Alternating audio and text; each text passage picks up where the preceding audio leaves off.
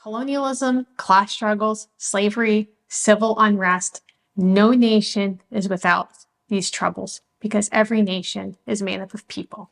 Hi, I'm Danielle Romero. Thank you so much for being with me today on my channel where we've been digging into American identity. And I wanted to talk about an article that's been making the rounds, New York Times article.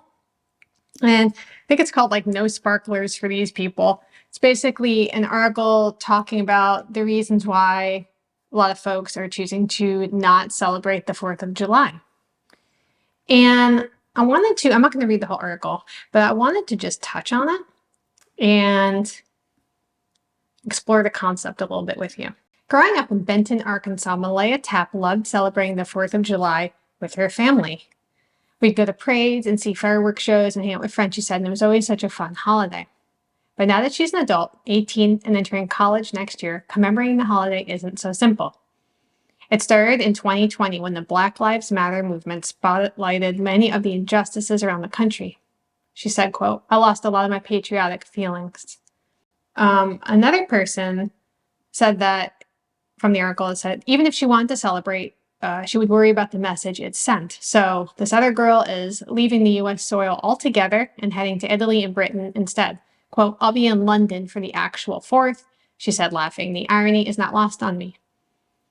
A third person, a publicist in Brooklyn, who's 30, is also finally saying no to a holiday she never loved.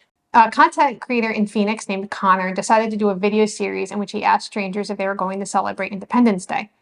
He said, quote, "I got everything from America is the greatest country in the world and we have to celebrate the American dream to this country has a lot to work on and America isn't so free and I don't feel like celebrating," unquote. Is reflected in this article and lots of other articles that I've seen around paint a portrait of an America that some individuals say they don't recognize or they don't love. And I think it's rooted in this notion that because this country isn't perfect, we should refrain from celebrating or being patriotic in any sense. Yeah, America's not a perfect nation. Her history is marred by mistakes and wrongdoing, and some of those things still resonate painfully even to the present day. But no nation has a perfect history. And interestingly, one of the girls who was talking in this article said that she planned to travel abroad for 4th of July.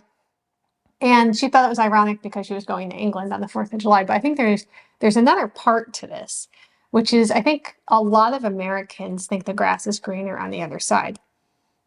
Countries like Italy and Britain have their unique charms and beautiful histories and all things like that, but they're not without their own checkered pasts. Even Scandinavian countries, which I know a lot of Americans, put on a pedestal because of the healthcare and things like that, Norway's participation in the transatlantic slave trade still haunts that country. And an alliance of Caribbean nations are seeking reparations from them for that.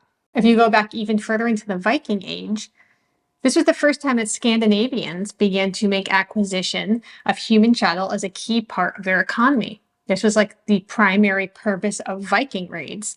Yeah, they were military campaigns, but they were campaigns to steal people and sell them into slavery. It was like upholding the economy.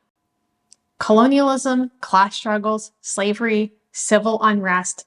No nation is without these troubles because every nation is made up of people. An article by a man named Michael Cord, it said 10 reasons why Black people shouldn't celebrate Independence Day. Some 247 years later, we're still waiting for true freedom and liberation. I think it's worth noting that even today, some countries are still allowing slavery. And there are a lot of freedoms that I think we take for granted. We have freedom of speech. It may not be perfect, but you can write an article like this and not go to jail. You have the freedom to protest. You have the freedom to vote. These aren't universal freedoms. And the number of people living in slavery, in modern day slavery, is growing exponentially. In the year 2021, there were over 50 million people living in bondage, men, women, children. Now, there's something called the Index of Freedom in the World, and it's a scale from 0 to 10. 0 is no freedom, 10 is perfect. And I want to share how some countries ranked. In Libya, there is no independent broadcast or print media. So you can't even read somebody else's opinion about something contrarian because it doesn't exist. In Burma, citizens risk arrest for listening to the BBC. You can go to jail. In contrast, the United States on that index, that freedom index, scored an 8.3, so not perfect, but it is the 7th highest country, and the top scoring country, according to this index, is New Zealand, and that's only an 8.73. There's no 10 on here.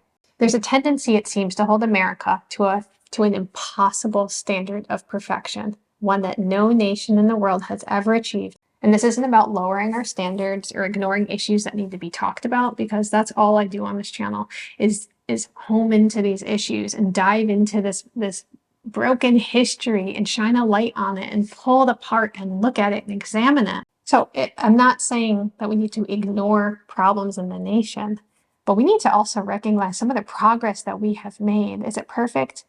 No. But we've had victories for civil rights, the expansion of suffrage, our innovative spirit, and an enduring resilience that continues to define our nation. That's why it's the American dream. It's our dream. Yes, America has its flaws, its struggles, its injustices. But if we're waiting for perfection to celebrate our nation, we will be waiting forever. So instead, I would say, let's look at the 4th of July and our country and patriotism, I would say, as a whole, for what it truly is. It's not a glorification of a flawless country or a glorification of mistakes in the past, but a celebration of a nation that, despite its imperfections, is a place where I can be sitting here in front of you today and call myself an American.